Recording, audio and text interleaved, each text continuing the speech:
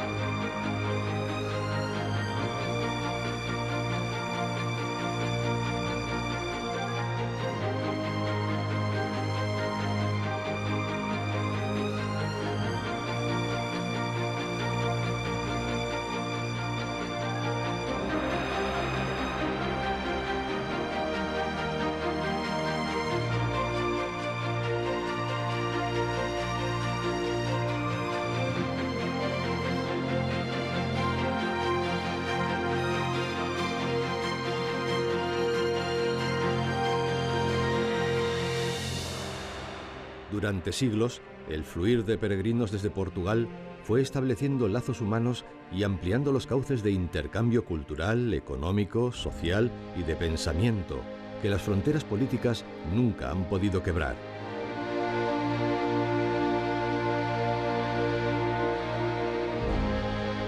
Nuestro camino se inicia en Porto, que en palabras de José Saramago, más que una ciudad, es un estilo de color, un acierto, un acuerdo entre el granito y los colores de la tierra. Pasa por Viana do Castelo, que junto al río Lima es protagonista de los grandes descubrimientos portugueses.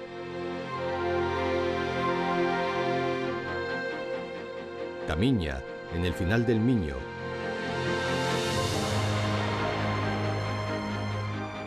Y Valença do Miño, que supone el adiós al tramo portugués. Cruza el Padre Miño para entrar en Tui, la ciudad más antigua de Galicia.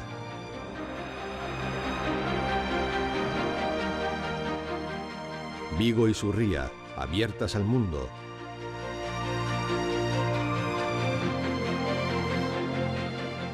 Pontevedra, que según el dicho, da de beber a quien pasa.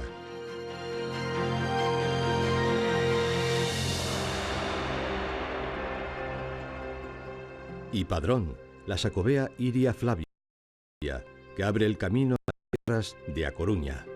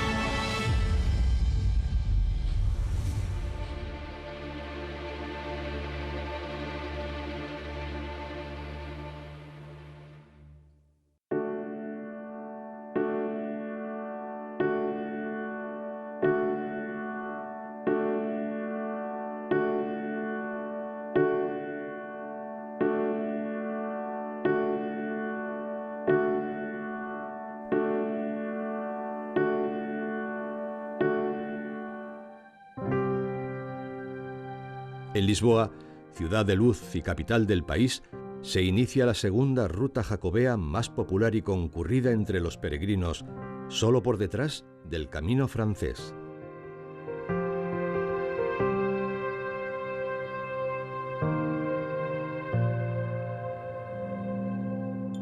En el recorrido encontramos también Coimbra, antigua capital de Portugal, ciudad catedralicia y universitaria, aspectos que comparte con Santiago de Compostela.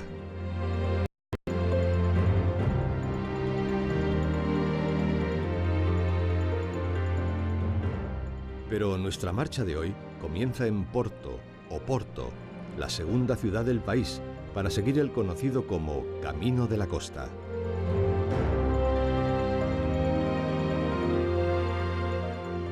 Há 20 anos para cá, o caminho cresceu de uma forma exorbitante, porque alguém trabalhou para que isto acontecesse.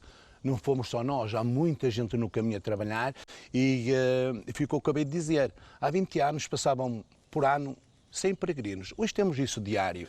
O caminho da Costa e o Central rivalizaram-se, mas hoje o caminho está unido porque os peregrinos é para todo lado. Hoje os peregrinos dinamizam-se por todo o caminho. Este ano temos 150 mil peregrinos chegados a Santiago este mês que passou e, portanto, estima-se que vá passar os 320 mil, muito perto do ano 2019. Foi 358 mil peregrinos que chegaram a Santiago, registados.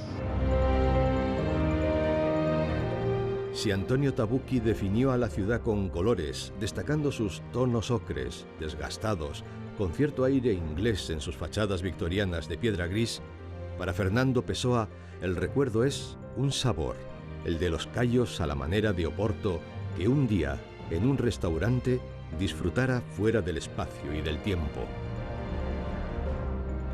La catedral, como la de Santiago, tiene un origen románico, aunque se le fueron sumando elementos góticos y muy especialmente barrocos. Construida en la parte más alta de la ciudad, en el barrio de Batalla, su composición puede resultar algo desconcertante. ¿Estamos ante una iglesia con almenas o frente a un castillo con capillas?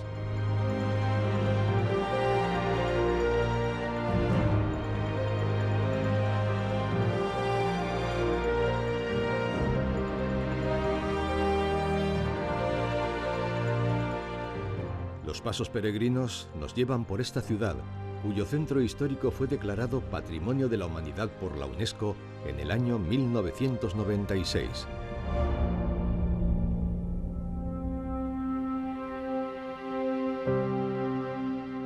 Ya en la ribera es preceptivo sentarse a la vera del río, mientras sus aguas pasan camino del mar, y se disfruta de un vino de Porto con su característico sabor agradable al paladar. El vino de Oporto es el más antiguo embajador de Portugal.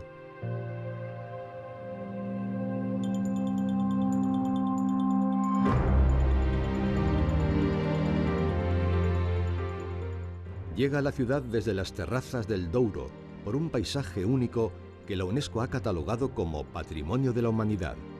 Aquí en este momento estamos en la bodega más antigua, una bodega que viene de su fundación ha sido en 1756. La Real Compañía Vella ha estado creada para el control, producción y distribución de todo el vino en el siglo XVIII. Aquí lo que nos hacemos es muy importante para la cultura de Portugal porque se trata del vino y obviamente el vino de Oporto.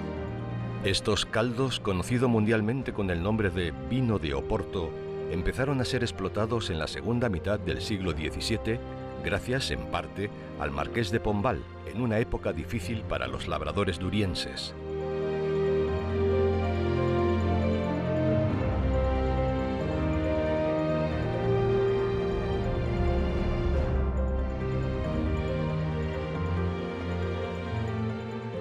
Porto, una ciudad para andarla, pronto descubre sus secretos. Uno de ellos es la librería Lelio e Itmaos, que se fundó en este edificio en el lejano año de 1906.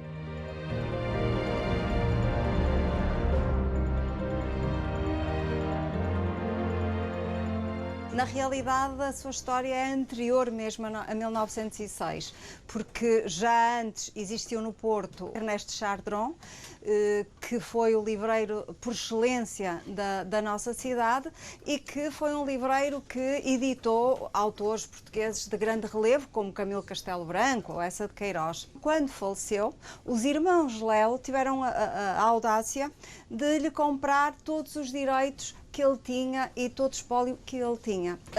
Nós recebemos bastantes caminheiros, bastantes peregrinos com destino a Santiago.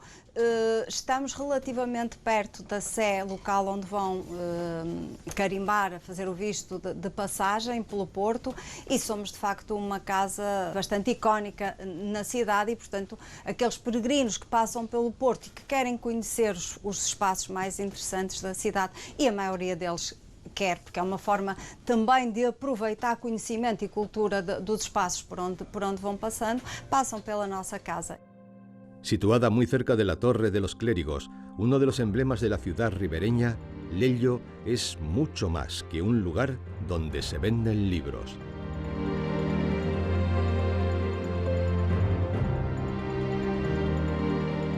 Son muchos los que piensan que sus famosas escaleras pueden haber servido de inspiración para las de Hogwarts, el colegio de Harry Potter, pese a que su autora, J.K. Rowling, que llegó a vivir en su juventud en la ciudad lusa, lo haya desmentido.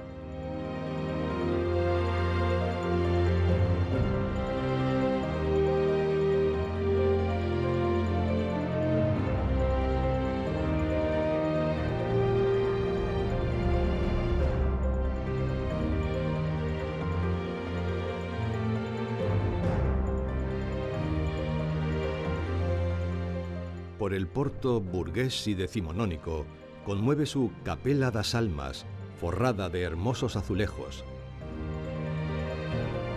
y el mítico Café Majestic, que inaugurado en 1921, constituye un viaje a la Belle Époque. Local ligado a la vida cultural y a la tertulia, aparece siempre en lugares de honor cuando se habla de los cafés más hermosos del mundo.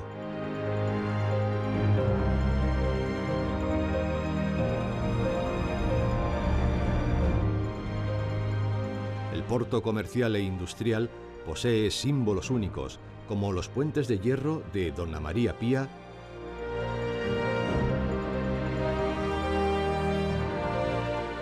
y el de Don Luis I, ambos de finales del siglo XIX.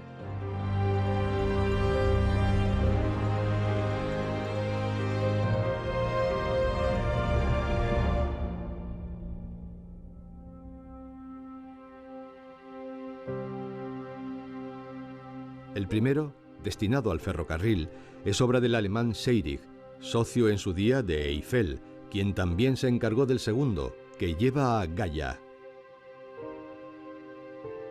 Su imagen ha quedado unida para siempre a la ciudad.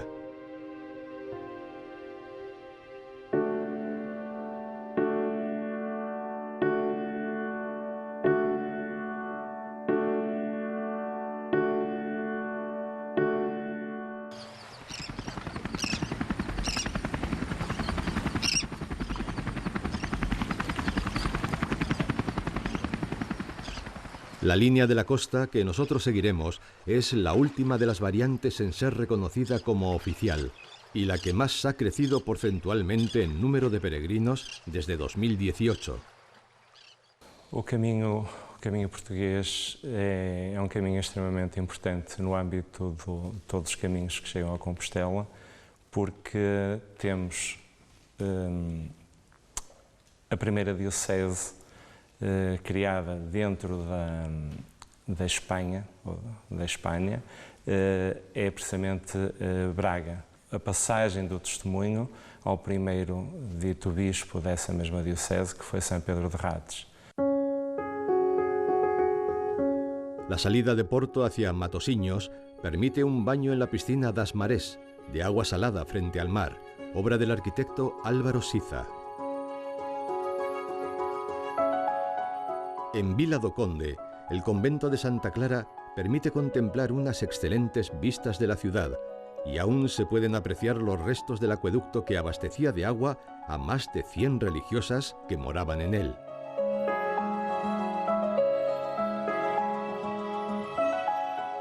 En Póvoa de Barcim, la plaza de Almada marca el centro neurálgico de la villa.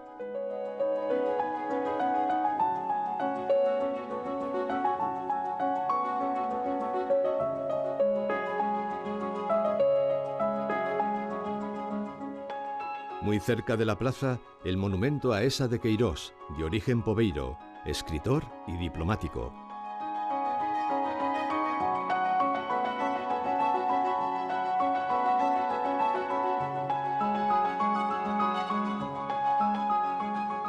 Con el mar como acompañante permanente pasamos por Apulia.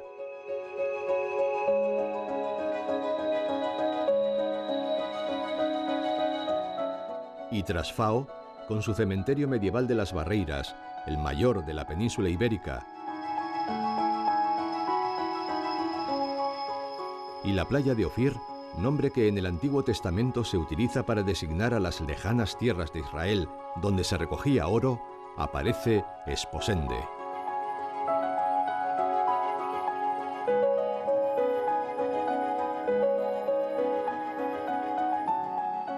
Antonio Costa es parte del proyecto Quinta da Mata Brava, ubicado en Esposende.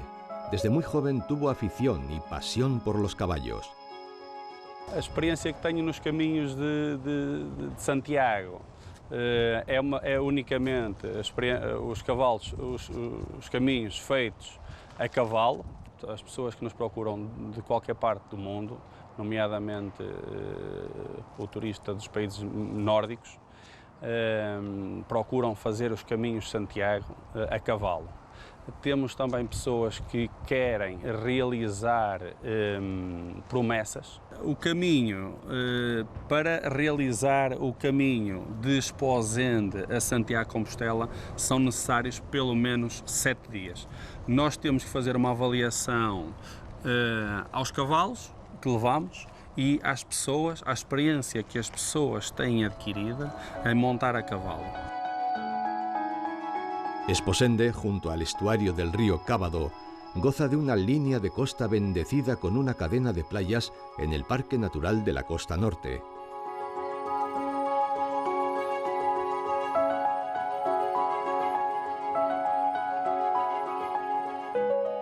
Al este, la llanura costera está dominada por montañas de granito, donde santuarios religiosos y rastros arquitectónicos que se remontan a la prehistoria, como el castro de São Lourenço, descansan en medio de bosques de coníferas.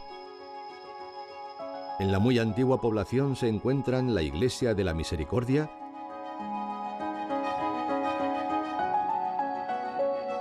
y la Iglesia Matriz.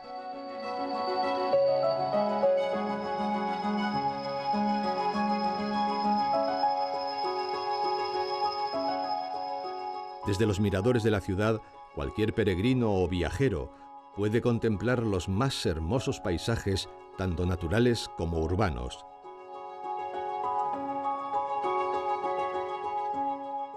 La legendaria Barca del Lago, que todavía conecta las dos orillas, tiene una larga historia que se remonta a los tiempos romanos y medievales, cuando servía de paso para atravesar el río a peregrinos y viajeros.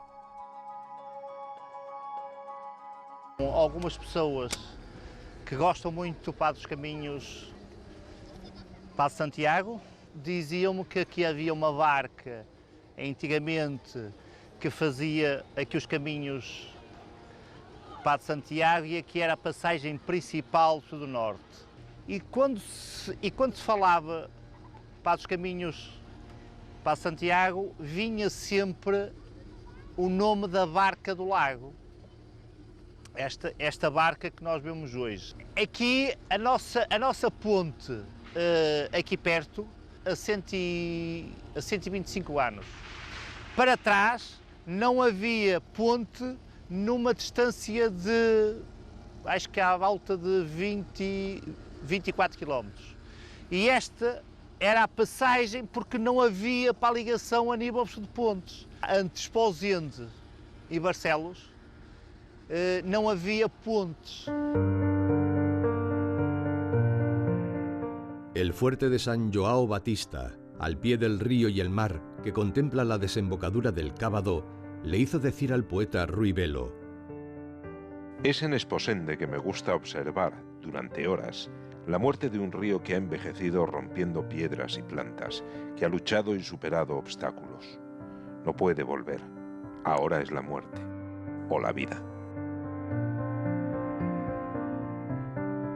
Viana do Castelo es una de las ciudades con más encanto del norte de Portugal.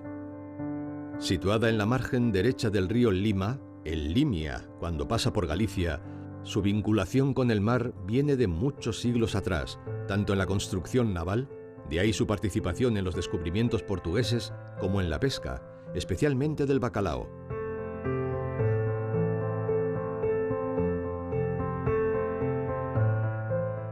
Cantaba Amalia Rodríguez. Si mi sangre no me engaña, como engaña la fantasía, tenemos que ir a Viana, mi amor de algum dia. Portanto, também nesse mesmo traslácio, a barca aporta em Padrão, portanto, ou em Iria Flávia, Padrão não existia, e Padrão está num só caminho, que é também o caminho português. Estes são 3 pontos importantes para a importância do nosso caminho. Os caminhos aproveitaram, como aconteceu em toda a Europa, principalmente as vias romanas. Nós tínhamos vias romanas que ligavam Lisboa ao Porto, o Porto a Braga, Braga a Astorga, Braga a Astorga vía Tui. Mirando al mar es como se escribe la historia de Viana, que sabe conservar el pasado y mantener sus tradiciones. Pero Viana do Castelo, en su afán por ser, además, una ciudad de presente y futuro, consigue que la mejor arquitectura contemporánea comparta protagonismo con los palacios blasonados, las iglesias y los conventos. La Plaza de la Libertad, del arquitecto Fernando Tábora, simboliza esa mirada actual. A un lado se levanta la Biblioteca Municipal de Álvaro Siza, y al otro, frente a frente, el Centro Cultural de Eduardo Souto de Moura, 2 creaciones de ganadores del Premio Pritzker. Muy cerca, amarrado a puerto, el Gile Anes, un buque hospital que sirvió en su día como apoyo a la flota portuguesa del bacalao que faneaba en Terranova y Groenlandia, y que hoy es un museo flotante y albergue juvenil.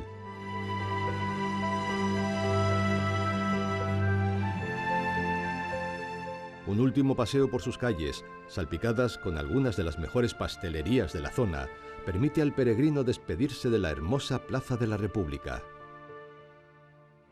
Hay que decir adiós a Viana do Castelo, no sin cierta saudade, que es como los portugueses llaman a la morriña, y encaminar los pasos hacia Vila Praia de Áncora, cuyo arenal principal aparece custodiado por el Forte da Lagarteira.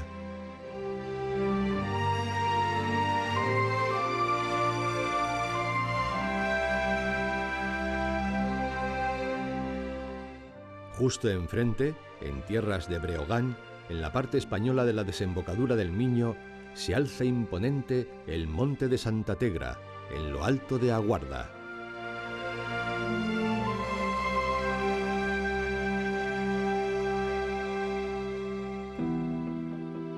Al norte, el Miño, al sur, Viana do Castelo. El centro es el municipio de Camiña, compuesto por 20 parroquias.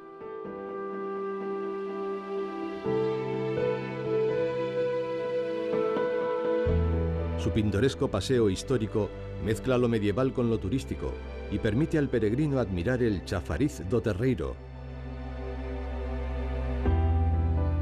y la Torre del Reloj, parte de la antigua valla defensiva de este condado histórico.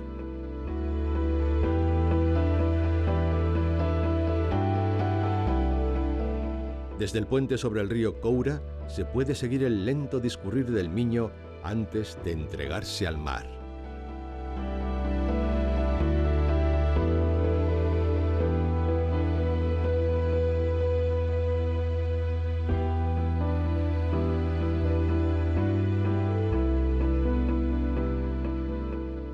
Nosotros, como muchos peregrinos, entraremos en territorio español por Tui.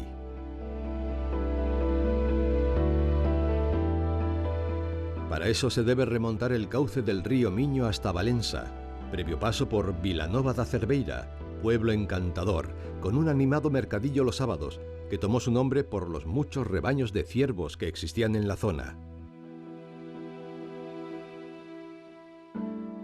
Si el sábado es un día grande en Vilanova, el miércoles lo es en Valença do Miño. Ese día, desde hace decenas de años, miles de personas cruzan el río para acudir a esta acogedora ciudad fortificada y realizar compras.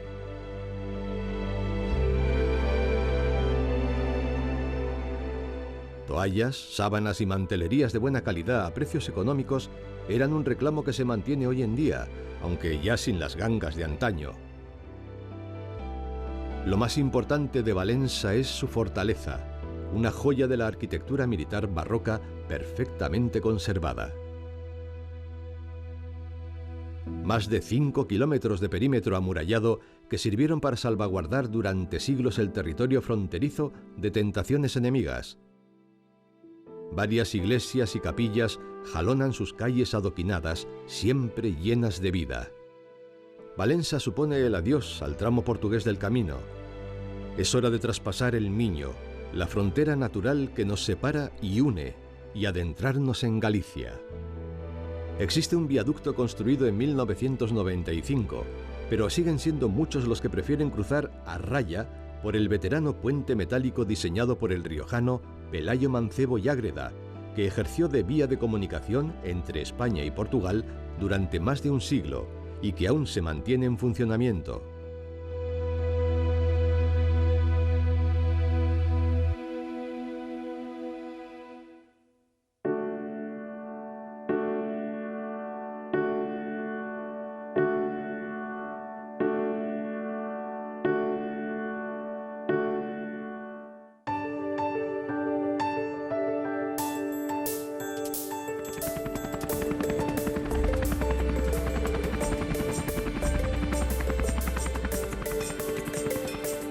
Según el historiador Suso Vila Pérez, Tui es la ciudad más antigua de Galicia, la única urbe habitada de forma continua durante los últimos 2000 años.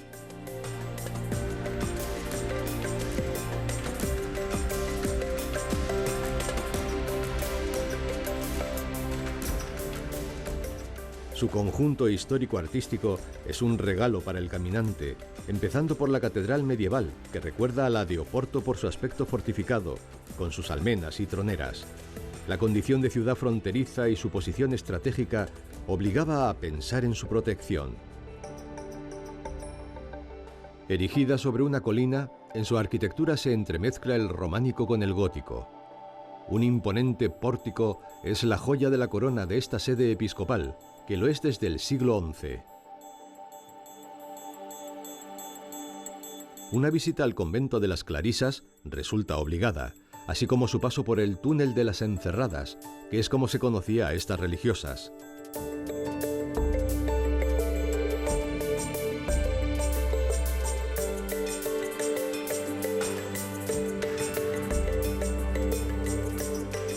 En las murallas y callejas de la encantadora Tui se agolpan siglos de vivencias.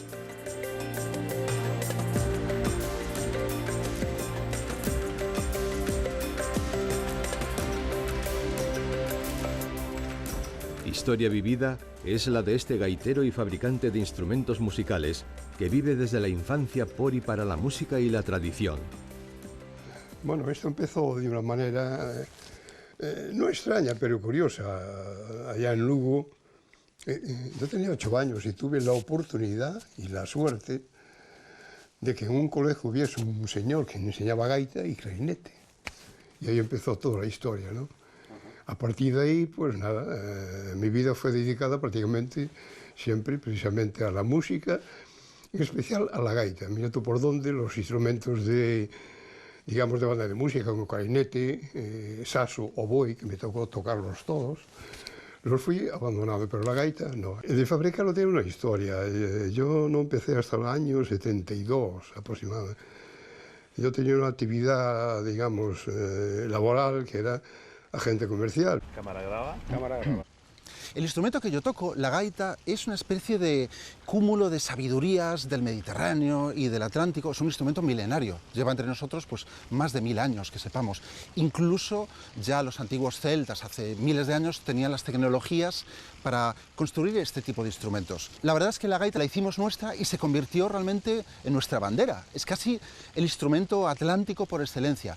Pero lo curioso es que la gaita es muy probablemente uno de los instrumentos más importantes de todo el Camino de Santiago.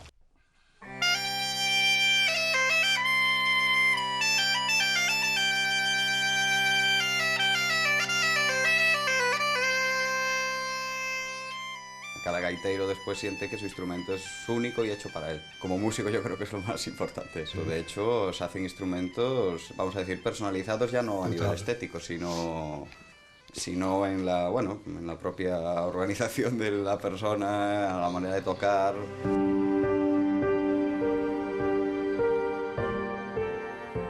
Un recorrido por la ciudad no estaría completo si no miramos de nuevo al Miño, el río que marca el ritmo de la vida en toda la comarca y la relación milenaria con Portugal.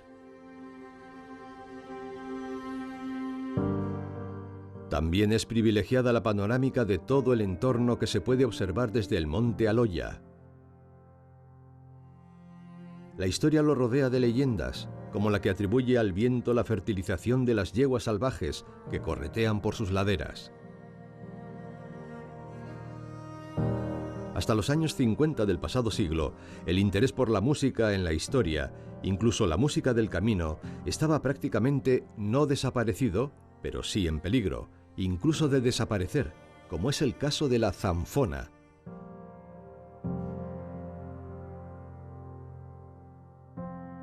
Bueno, la zanfona, por ejemplo, yo qué te diría, yo en el año 70 no sabía que existía. No. Y precisamente en el laboratorio de la Diputación de Lugo fue donde empezamos a recuperarla un poco porque estaba totalmente olvidada, ¿no? Pero era un instrumento obviamente que tiene una historia enorme, ¿no? Un instrumento que ya viene, su raíz, viene lo que es aquel instrumento que es el organistro, un instrumento del siglo XII que está en el centro del pórtico de la Guardia de Santiago, por el maestro Mateo. Lo hemos reconstruido y hoy hay piezas ya que están tocando. La orquesta del Pórtico sonó por primera vez toda junta hace apenas 5 años, que por primera vez hicimos la locura de decir, ¿cómo sonarán estos 21 instrumentos juntos? La gente nos decía, estáis locos, eso no va a afinar, va a ser imposible. Pues fue, yo creo que de los sonidos más bellos que he experimentado en mi vida. El Pórtico tiene 20 y tantos instrumentos distintos, sobre todo todos de cuerda, y la mayoría de cuerda, no todos. Y porque esto viene desde el siglo XII, viene. De hecho, allí hay una zanfona al final del taller, una zanfona clarita, donde, si os fijáis, lo que es la caja, todos los laterales, grabamos, en pino grabado está indicado la evolución que tuvo la zanfona del siglo XII, donde aparece incluso María Antonieta, la reina de Francia, gran teñedora del instrumento. Sí. El valle de O Porriño es uno de los más extensos de Galicia. Debe parte de su crecimiento al Camino de Santiago.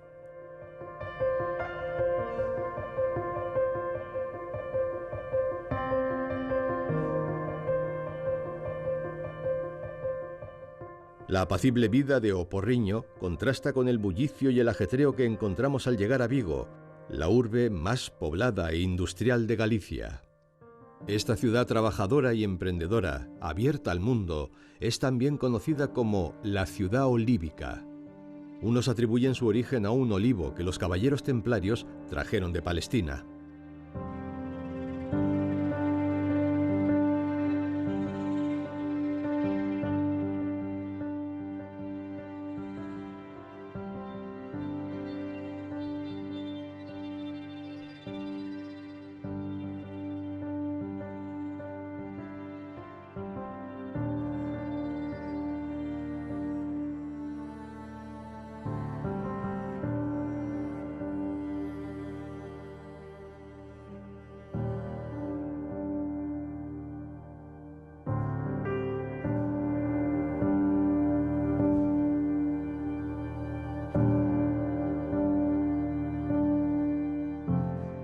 Merece la pena dar un paseo por el Casco Bello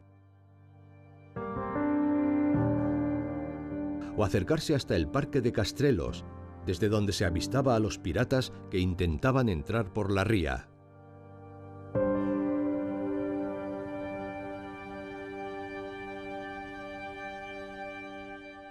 Ría que dicen guarda muchos tesoros escondidos, pero uno inolvidable, el recuerdo de los cientos de miles de personas que partieron en busca de una vida que en su tierra no tenían asegurada. Con la aparición de los grandes buques a vapor, la ría acaparó buena parte del tráfico hacia América.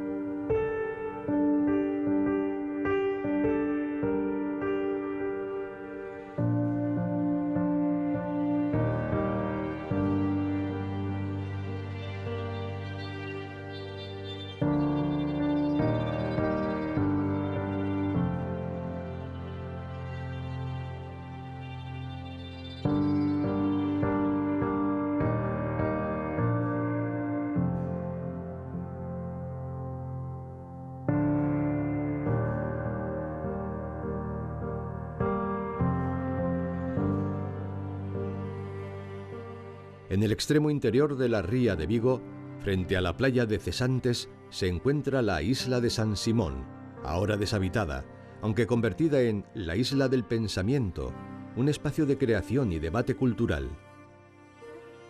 En tiempos pretéritos ha servido de monasterio, de lazareto y como hogar para niños huérfanos, y tras la Guerra Civil se empleó como campo de concentración y exterminio de presos opositores al franquismo.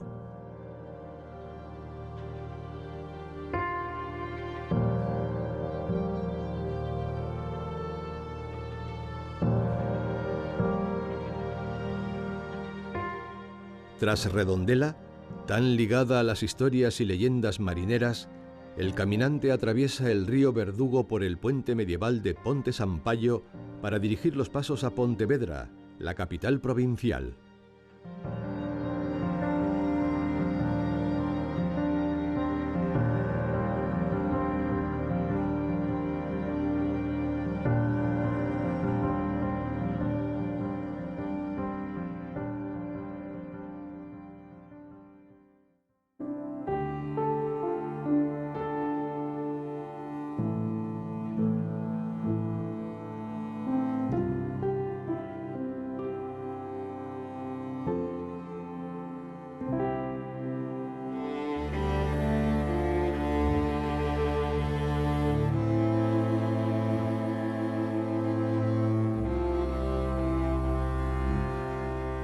Pontevedra da de beber a quen pasa. Resume en un antiguo dicho la hospitalidad de la Boa Vila. Esa tradición de buena acogida se refleja en la iglesia de la Virgen de la Peregrina, que según la tradición, guiaba a los peregrinos en su camino a Compostela.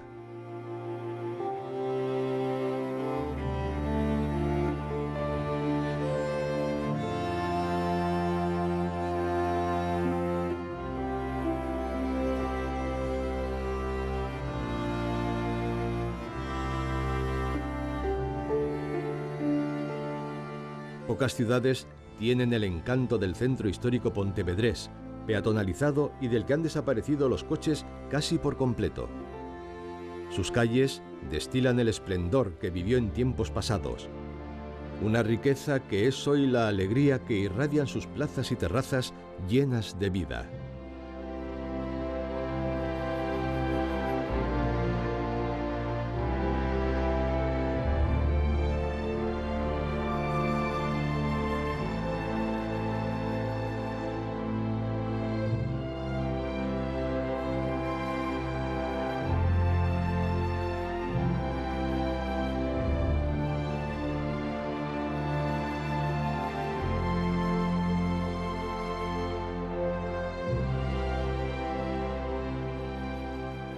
En la villa termal de Caldas de Reis, bañada por los ríos Umia y Bermaña, es obligado visitar la iglesia de Santo Tomás, antes de visitar la capilla de San Roque, a la que se llega tras cruzar el puente medieval.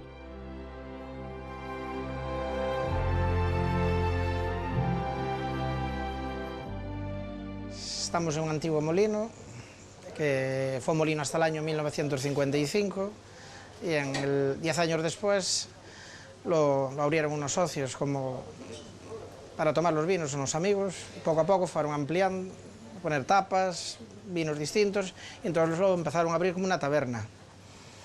Hasta lo que es hoy, ya un tipo restaurante, lleva ya 57 años abierto. De estos locales ya quedan muy poquitos, la gente disfruta de la comida, del sitio, y muchos vienen ya diciendo que vienen mandados por otros, y muchos repiten, vienen todos los años, y tengo amistad con muchos, y estoy invitado a ir a muchos sitios de todo el mundo, desde Corea, Italia, de Serbia, de Ucrania. Y con ellos pues conoces culturas. Esto es la idea de que hay peregrino que solo quiere pues lagas, tortilla, empanada, eso nada, quiere probar el producto bueno gallego.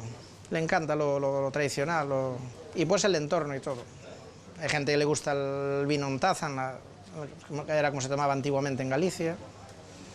Y todo, el queso del país, los pimientos, a ver, buen producto.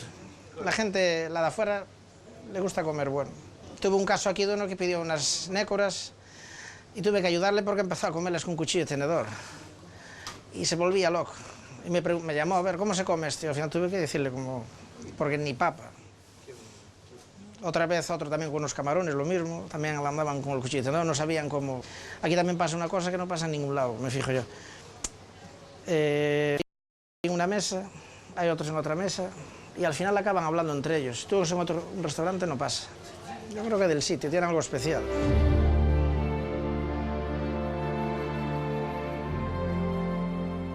Caldas de Reis es paso obligado para los peregrinos que entran a Galicia desde Portugal, que pueden relajar sus pies en sus aguas termales públicas y privadas. Sus propiedades curativas son famosas desde la época romana.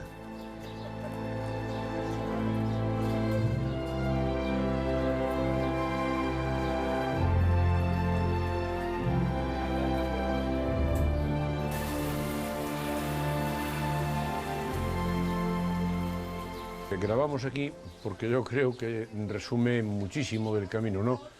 Yo paso por aquí, por este punto, todas las tardes y encuentras gente de todas las nacionalidades. Hace no mucho, hace 3 o 4 semanas, había una persona de Guinea Nueva Papúa. A mí me pareció un hecho extrañísimo, pero siempre, pues como hoy, portugueses, italianos, franceses, mucho brasileiro, más adelante en agosto, septiembre hay mucho brasileiro. Y yo creo que todas las nacionalidades. Es un mestizaje que deja una pegada cultural muy importante, tan importante como la socioeconómica. La socioeconómica es brutal. En este momento un pueblo como el nuestro, de 10.000 habitantes, aún no, y hay bueno, un pozo económico importante. Inicialmente el camino portugués solo tenía este paso. Esto era el camino central, el camino portugués, tal vez el segundo en importancia, ¿no? Después del camino francés.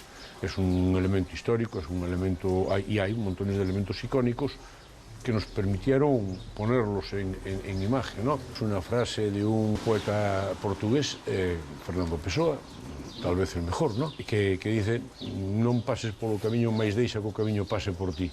Y yo creo que eso sí que impregna a las personas. Yo creo que eso que además lo esculpiré en piedra para dejar en esa plaza que está a mis espaldas, y creo que refleja mucho el espíritu con el que se debe afrontar el camino. No pases por el camiño, mas deixa que o camiño pase por ti. Creo que resume lo que debe pasar a un buen peregrino.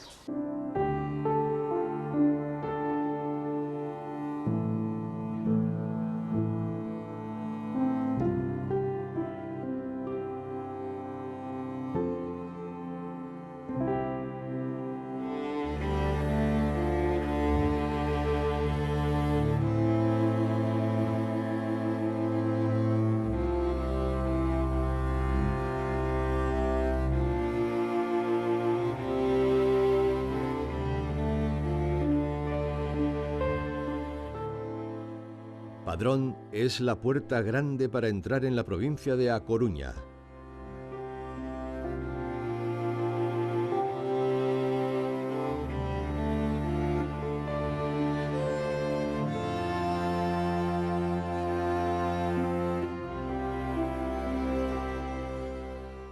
El paseo fluvial del Espolón conduce a un núcleo histórico en el que sobresale la iglesia de Santiago de Padrón, donde se guarda, bajo el altar mayor, o pedrón, un ara romana en la que, según cuenta la tradición jacobea, fue amarrada la barca que trasladó los restos del apóstol Santiago.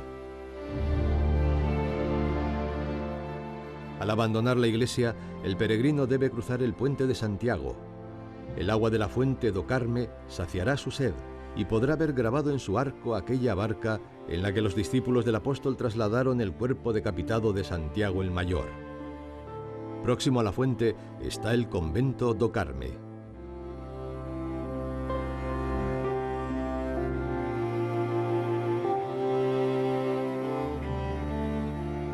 Pero Padrón no solo mira al pasado.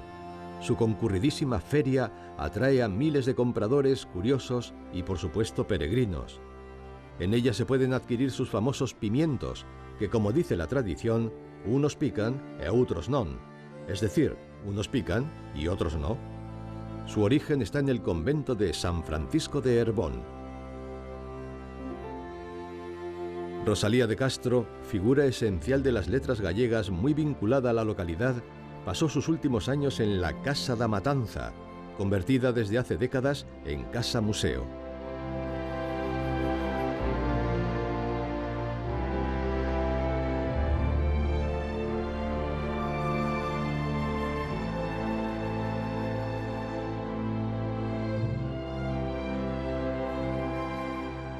Camino hacia Iria Flavia, sede episcopal antes de su traslado a Santiago en el siglo XI, la iglesia de Santa María la Mayor da cuenta del esplendor de antaño.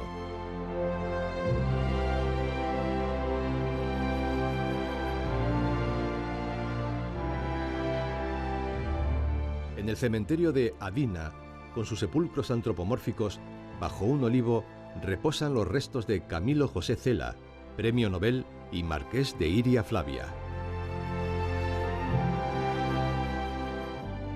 Estamos ya muy cerca del destino, el santuario de A Escravitude, levantado junto a la Fuente Santa, a la que muchos devotos confieren propiedades curativas, vigila el paso de los caminantes.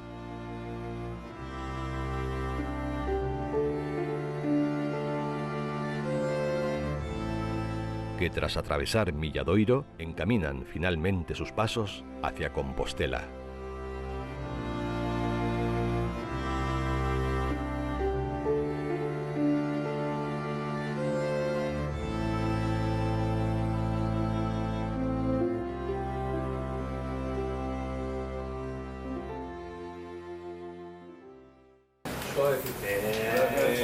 Gracias.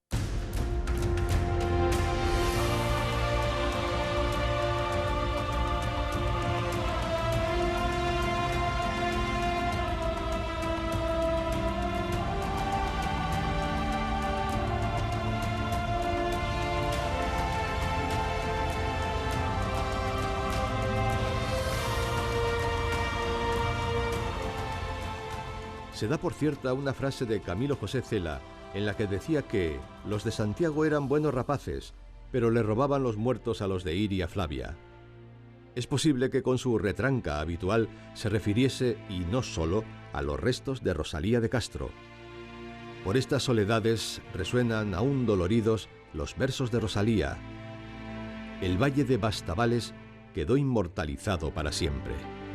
Campanas de Bastavales, cando vos oio tocar, mórrome de soidades. Cando vos oio tocar, campaniñas, campaniñas, sin querer torno a chorar.